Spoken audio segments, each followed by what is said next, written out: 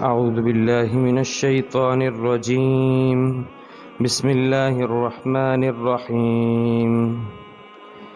إن الذين يكتبون ما أنزل الله من الكتاب ويشترون به ثمنا قليلا أولئك ما يأكلون في بطونهم إلا النار ولا يكلمهم الله يوم القيامة ولا يزكيهم ولهم عذاب أليم.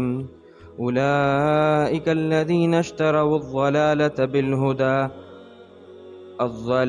بالهدى والعذاب بالمغفرة فما أصبرهم على النار ذلك بأن الله نزل الكتاب بالحق وإن الذين اختلفوا في الكتاب لفي شقاق بعيد.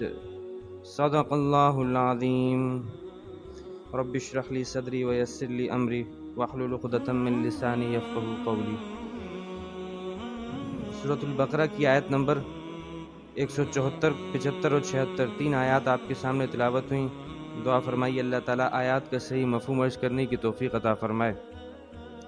اس سے پچھلی آیت میں اللہ رب العزت نے ایمان والوں کو خطاب کر کے حلال اور پاکیزہ کھانے کا حکم دیا اور اس بات کا حکم دیا کہ تم اللہ کا شکر ادا کرو، اور ساتھ ساتھ یہ بھی بتایا کہ ہم نے تمہارے اوپر جو چیزیں حرام کی ہیں ان حرام چیزوں سے بچو. چنانچہ اللہ تعالیٰ نے 4 حرام چیزیں گنوائیں. ایک تو مردار کو کھانا حرام ہے، دوسرا بہتا ہوا خون، اور تیسرا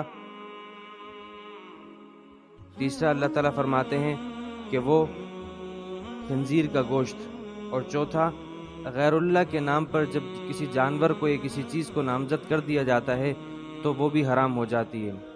جس طرح یہ 4 چیزیں اللہ تعالیٰ نے حرام کی ہیں، اس طرح اللہ تعالیٰ آگے بیان فرما رہے ہیں کہ ایک ایسی بھی چیز ہے جو بظاہر تو دکھنے میں تو حرام نظر نہیں آتی، لیکن وہ ایسی حرام چیز ہے جسے لوگ کھا رہے ہیں لیکن انہیں پتہ نہیں وہ کیا کر رہے ہیں. وہ ہے دین فروشی، یعنی اپنے دین کو بیچنا. دین کو بیچ کر جو پیسے حاصل کیے جا رہے ہیں، تو وہ جو پیسے حاصل انسان کر کے کھا رہا ہے، کسی بھی طریقے سے استعمال کر رہا ہے، اس کے اوپر جو عذاب مرتب ہوتا ہے، جو عذاب کا مستحق بنتا ہے. 5 قسم کی وعیدیں اللہ تعالیٰ نے سنائی، آگے وہ ایک ایک کر کے آگے اللہ آ رہی ہیں. اب یہ جو انداز تھا، یہ جو رویہ تھا عہد رسالت صلی اللہ تعالیٰ علیہ وآلہ وسلم میں یہودیوں کا تھا. یہودی جن کی کتاب میں اور عیسائی جن کی کتابوں میں آپ علیہ الصلاۃ والسلام کی رسالت کی واضح علامات موجود تھیں، لیکن وہ آپ علیہ الصلاۃ والسلام کی رسالت کی علامات کو چھپاتے تھے، اس لیے کہ کہیں ایسا نہ ہو کہ اگر ہم نے لوگوں کے سامنے یہ ظاہر کر دیا تو جو چودراہٹ ہماری قائم ہے وہ ختم ہو جائے گی. لہٰذا اس کے لیے وہ لوگوں سے سرداروں سے پیسے لیتے اور ان آیات کو جن میں رسول اللہ صلی اللہ تعالیٰ علیہ وآلہ وسلم کی خصوصیات موجود ہیں، علامات اور بشارتیں موجود ہیں، انہیں چھپا لیتے تھے. تو بظاہر تو یہ آیات اسی موقع کی ہیں، لیکن چونکہ آیات کے الفاظ عام ہیں، لہٰذا ہر وہ شخص چاہے وہ مسلمان ہو آج کے زمانے میں، وہ قرآن کریم کے نازل کردہ مضامین، قرآن کریم میں حلال کردہ چیزیں، قرآن کریم میں حرام کردہ چیزوں کو چھپا رہا ہے اور لوگوں سے اور چھپانے کے عوض میں لوگوں سے پیسے لے رہا ہے، تو وہ بھی اس آیت کا مصداق اور اس وعید میں شامل ہوگا. چنانچہ اللہ فرماتے ہیں، اچھا اس مضمون کی ایک آیت پہلے بھی گزر چکی ہے 2 رکوع پہلے. وہاں پہ اللہ نے فرمایا کہ ان الذین یکتمون ما انزلنا من البینات، ہم نے جو واضح قسم کی آیات، مضامین اور ہدایت کے چیزیں بھیجی ہیں، انہیں جو لوگ چھپا رہے ہیں اور صرف چھپاتے ہیں، تو اللہ تعالیٰ نے ان کا عذاب بیان کیا کہ اولئک یلعنہم اللہ، ان کے اوپر اللہ کی لعنت ہے، ویلعنہم اللاعنون، اور تمام لعنت کرنے والوں کی لعنت ہے. لیکن ابھی یہ فرما رہے ہیں اللہ تعالیٰ کہ بعض لوگ وہ ہیں جو صرف چھپاتے نہیں بلکہ چھپانے پر پیسے بھی لے رہے ہیں. تو ان چھپا کر پیسے لینے والوں کا انجام اس آیت میں بیان کیا جا رہا ہے. اللہ فرماتے ہیں ان الذین یکتمون ما انزل اللہ، وہ لوگ جو اللہ کی نازل کردہ آیات اور ان کے مضامین جو کہ کتاب میں سے ہیں، چاہے کوئی بھی آسمانی کتاب ہو، قرآن ہو، تورات ہو، زبور ہو، انجیل ہو، اللہ کا نازل کردہ بات ہے، اسے وہ چھپا رہے ہیں. وَيَشْتَرُونَ بِهِ ثَمَنًا قَلِيلًا، اور اس کے بدلے میں پھوٹی کوڑیاں لے رہے ہیں. حضرت ابن عباس رضی اللہ تعالیٰ عنہ فرماتے ہیں، مفسر قرآن فرماتے ہیں الدنیا بحذافیرہا قلیل، اگر کوئی دین کے بدلے میں پوری دنیا دے دے تو پوری دنیا بھی پھوٹی کوڑی ہے، دین کے مقابلے میں اس کی کوئی حیثیت نہیں ہے۔ چنانچہ فرمایا جو لوگ ایسا کر رہے ہیں، حق کو چھپا رہے ہیں اور اس کے بدلے میں پیسے لے رہے ہیں، اولئک ما یأکلون فی بطونہم الا النار، پہلا عذاب، پہلی چیز کہ یہ لوگ اپنے پیٹ میں آگ کے، جہنم کی آگ کے انگارے بھر رہے ہیں۔ انہیں پتہ نہیں ہے، بظاہر تو وہ چھپا کر جو پیسے لے رہے ہیں ان پیسوں سے کوئی اچھی چیز خرید رہے ہوں گے، کوئی گھر خرید رہا ہوگا، کوئی کیا کر رہا ہوگا، لیکن حقیقت یہ ہے کہ یہ اپنے لیے جہنم کو تیار کر رہے ہیں۔ چنانچہ یہ تو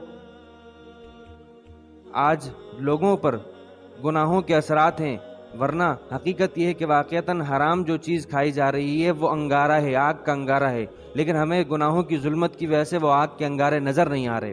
تو پہلی بات تو یہ کہ اولئک ما یأکلون فی بطونہم الا النار، یہ لوگ آگ کے انگارے اپنے پیٹ میں بھر رہے ہیں۔ اور یہ ایک ایسا عذاب ہے کہ اللہ رب العزت نے آگے جو یتیموں کا مال ظالمانہ طور پر کھا رہے ہیں ان کے بارے میں بھی اللہ تعالیٰ نے یہ فرمایا کہ یہ لوگ اپنے پیٹ میں آگ کے انگارے بھر رہے ہیں۔ ایک بات تو یہ، دوسری بات جو کہ اس سے زیادہ خطرناک، فرماتے ہیں وَلَا يُكَلِّمُهُمُ اللَّهُ يَوْمَ الْقِيَامَةِ، اللہ قیامت کے دن ایسے لوگوں سے بات نہیں کرے گا۔ دیکھیے یہ کوئی معمولی بات نہیں ہے، یہ بات کون کہہ رہا ہے؟ اگر ایک باپ اپنے بچے سے کہہ دیتا ہے بیٹا میں تم سے بات نہیں کروں گا، تو بچے کے لیے اگر واقعتاً بچہ فرما بردار ہو تو اس کے لیے بہت بڑی بات ہے کہ اس باپ کا یہ کہہ دینا کہ میں تم سے بات نہیں کروں گا۔ اور یہ بات کون کہہ رہا ہے؟ یہ بات وہ ذات کہہ رہی ہے کہ جس ذات نے اپنا تعارف یہ کروایا کہ میں الرحمن ہوں، الرحیم ہوں، یعنی اپنے تعارف میں وہ کہتا ہے کہ میں نے اپنے، جیسے قرآن کریم میں کتب علی نفسہ الرحمہ، اللہ نے اپنے اوپر لازم کر دیا ہے کہ وہ مخلوق اور مومن کے اوپر رحم کرے، وہ ذات یہ کہہ رہی ہے کہ میں تم سے بات نہیں کروں گا، تو یہ بہت بڑی بات ہے۔ اور دیکھیے معلوم ہوا کہ اس دن اللہ کے بات نہ کرنے سے جو تکلیف ہوگی اس تکلیف کا بھی اندازہ، اگرچہ فی الحال تو کافر کہہ سکتا ہے، فی الحال تو کوئی کہہ سکتا ہے کہ اس سے کیا فرق پڑتا ہے، لیکن علماء نے لکھا ہے اس سے یہ بات معلوم ہوتی ہے کہ ہر انسان کے اندر اللہ کی محبت موجود ہے، بس یہ ہے کہ اس نے کفر اور گناہوں کی وجہ سے اس محبت کو وہ ماند پڑ گئی ہے۔ لیکن جب اذن کشف الغبار، جب غبار جھٹے گا، قیامت سامنے ہوگی، تو اس کو پتہ چلے گا کہ میں نے کس کو ناراض کیا ہے اور کس کے نہ بولنے سے جو اتنی تکلیف ہو رہی ہے۔ اب یہ جو فرمایا اللہ تعالیٰ ان سے بات نہیں کریں گے قیامت کے دن، قرآن کریم میں دیگر مقامات پہ آتا ہے کہ یہ لوگ کوشش کریں گے، جہنمی کوشش کرے گا کہ وہ اللہ سے بات کرے، سب سے پہلے وہ عام فرشتوں سے بات کرنے کی کوشش کرے گا کہ کسی طریقے سے آپ اپنے رب سے دعا کرو کہ ہمارے اوپر سے عذاب کو کم کر دیں۔ فرشتے کہیں گے کہ بھئی کچھ نہیں ہو سکتا، پھر وہ جو فرشتوں کا بڑا ہے مالک، اس سے بات کرنے کی کوشش کریں گے، اس کی طرف سے بھی کوئی جواب نہیں آئے گا۔ بعض روایت میں آتا ہے ایک جواب دے گا لیکن 1000 سال کے بعد۔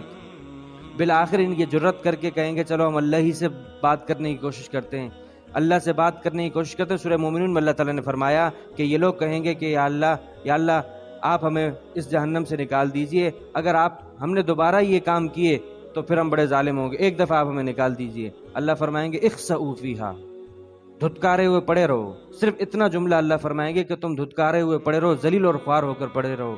تو ولا یکلمہم اللہ، اللہ تعالیٰ ان سے بات نہیں کریں گے۔ پھر فرمایا ولا یزکیہم، تیسری چیز کہ اللہ انہیں پاک بھی نہیں کریں گے۔ پاک کس چیز سے؟ گناہوں سے پاک بھی اللہ تعالیٰ نہیں کریں گے۔ اور یہ دیکھیے ہر شخص اس دنیا میں مومن، گناہ اس سے ہوتے ہیں، لیکن اللہ کے پاک کیے بغیر، اللہ کے اسے معاف کیے بغیر وہ جنت کا مستحق نہیں بنتا۔ اسی لیے تو حدیث میں آتا ہے اللہ تعالیٰ مومن کو قیامت کے دن اپنے قریب کریں گے اور اسے پردے میں رکھ کر دوسروں سے چھپا کر اللہ تعالیٰ اسے دکھائیں گے، اس کے گناہ اس کا اقرار کروائیں گے اس سے۔ وہ کہیں گے تم جانتے ہو اتعرف ذنب کذا، کیا تم جانتے ہو تم نے فلاں گناہ کیا تھا؟ کیا تم جانتے ہو تم نے فلاں گناہ کیا تھا؟ بندہ ایک ایک گناہ کا اقرار کرے گا۔ جب بہت زیادہ گناہوں کا اقرار کر چکا ہوگا تو اسے فوراً خود بھی ڈر لگنے لگے گا کہ کہیں ایسا تو نہیں، اسے ڈر لگے گا میں تو ہلاک ہو گیا۔ لیکن اللہ تعالیٰ فرمائیں گے کہ دیکھو دنیا میں تمہارے گناہوں کا میں نے پردہ کیا تھا، کسی کو پتہ چلنے نہیں دیا تھا، اور آج بھی میں نے سب سے ہٹا کر تمہیں یہ گناہ تمہارے گنوائے ہیں، لیکن چونکہ تمہارے اندر اس بات کا خوف تھا کہ تم نے اپنے رب کے سامنے پیش ہونا ہے، لہٰذا جاؤ میں نے تمہیں معاف کیا۔ پھر اسے اس کا نامہ اعمال دائیں ہاتھ میں دیا جاتا ہے۔ پھر قرآن کریم نے اس منظر کو بیان کیا ہے، جو جنتی کو، مومن کو اس کا نامہ اعمال دائیں ہاتھ میں ملتا ہے تو وہ کہتا ہے ہا اقرؤ کتابی، ارے دیکھو دیکھو لوگو دیکھو میرا نامہ اعمال دیکھو، اقرؤ کتابی، میرا نامہ اعمال تو پڑھو، مجھے بے تو کامیاب ہو گیا کیونکہ مجھے نامہ اعمال میرے دائیں ہاتھ میں ملا ہے۔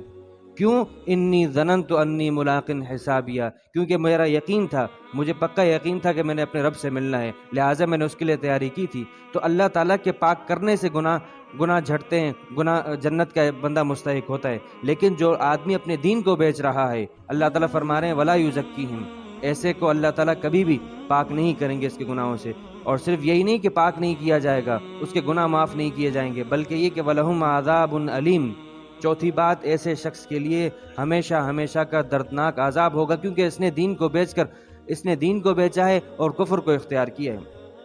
پھر آگے فرماتے ہیں ایسا کیوں؟ اولئک الذین اشتروا الضلالۃ بالہدی والعذاب بالمغفرہ، خلاصہ یہ کہ ان لوگوں نے اپنے پاس موجود ہدایت، جو کہ اللہ تعالیٰ نے ہدایت کا سامان دیا تھا، اس ہدایت کو بیچا ہے اور اس کے بدلے میں گمراہی خریدی ہے۔ کتنا برا سودا کیا، اپنے پاس حق موجود تھا، اس حق کو بیچ کر گمراہی خریدی ہے۔ والعذاب بالمغفرہ، اللہ تو معاف کرنے والے تھے لیکن اللہ کی مغفرت کو بیچ کر اللہ سے عذاب خریدا ہے۔ تو یہ آگے اللہ فرماتے ہیں فما اصبرهم علی النار، ارے دیکھو تو صحیح ان کا جہنم کے عذاب کے اوپر ان کی جرت تو دیکھو، ایسا لگتا ہے کہ ان کے اندر اتنا صبر آ چکا ہے، یہ لوگ ایسا لگتا ہے کہ جہنم کو برداشت کر لیں گے۔ ان کی جہنم کی جرت پر ہمیں حیرت ہوتی ہے۔ شاباش ہے ان کو کہ جتنے جری بنے ہوئے ہیں جہنم کے لیے، انہیں پتہ نہیں ہے جہنم کیا چیز ہے۔